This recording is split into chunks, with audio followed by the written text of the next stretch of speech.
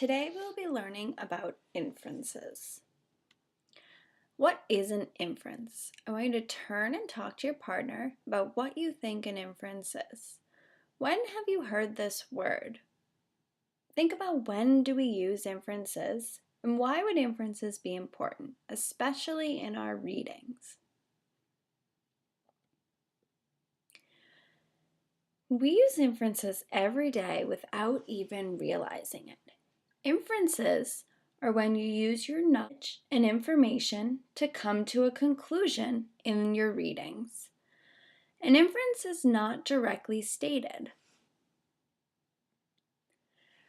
Inferences can be made when we read, when we're having conversations with people, by looking at people's facial expressions, looking at pictures, in our writing, as well as when we're listening to music.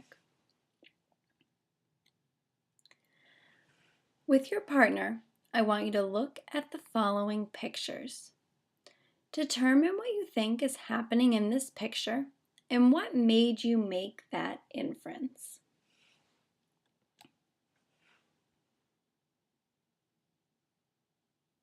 Great job! This man does appear to be a detective.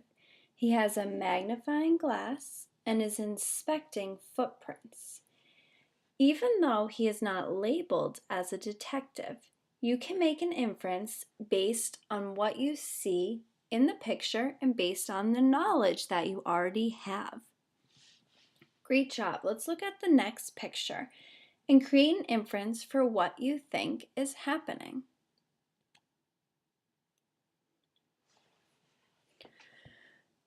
Great. It does appear that this lady is sick. She has an ice pack on her head and a cup maybe full of tea to help her feel better.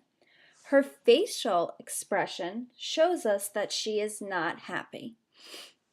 She is making a phone call to work, calling out sick.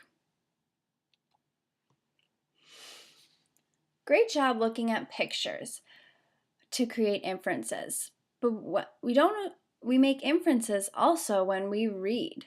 I want you to look at the following sentence. Jack ran into the house soaking wet, that he threw his coat right into the dryer. What inferences can you make about the weather? Excellent. It is most likely raining out because Jack came into the house soaking wet. What other words in this sentence helped you make that inference? Great, that he threw his coat right into the dryer. When reading, it is important to look at the other words in the sentence to create an inference about the meaning. We were able to determine in our previous sentence that it was raining based on the other words in the sentence. Sometimes it is more difficult to create an inference, which is why it is important to read carefully. Let's look at this paragraph together. I quickly packed my suitcase. I tossed in a change of clothes, a toothbrush, and a hairbrush. Glancing at my watch, I zipped the suitcase and walked to the front door. After I shut the window blinds, I pulled a heavy coat from the closet. Based on the passage, what is a reasonable inference to make about the narrator's plans? Good, she is probably going away. What words in the sentence helped you make this inference? Good, she packed a suitcase. Excellent. Can you make an inference about how long you think she is going away for?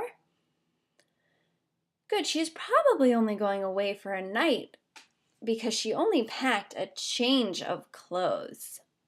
Great job. Where do you think she might be going? What do you think the weather will be like where she is?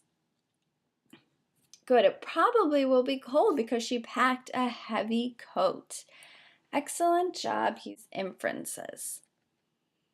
It is important to remember when reading to use your knowledge and to look at the context of the other words in the sentence to help create inferences. Making inferences as you read will help you to become a stronger reader.